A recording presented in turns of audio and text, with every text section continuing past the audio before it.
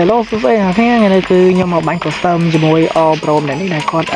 ឆាតមកខ្ញុំគាត់ប្រពន្ធខ្ញុំបាញ់ custom លេងអញ្ចឹងយើងមិត្តភាពអញ្ចឹងហើយមិននឹងឈានចូលមើលវីដេអូខ្ញុំខ្ញុំសូមប្រមូល website ខ្ញុំអញ្ចឹងសម្រាប់គ្នាដែលគាត់ចង់បុកពេជ្រលឿនមហាតនចិត្តគ្នាយើងអាចទៅ top up នៅក្នុង paycolang.com អញ្ចឹងហើយគ្នាគឺ pay គាត់ដាក់ព្រៀងចូលផ្លែតលឿនមហាតនចិត្តអញ្ចឹងគ្នាហើយឥឡូវតោះមើលការលេងរបស់ខ្ញុំតែម្ដង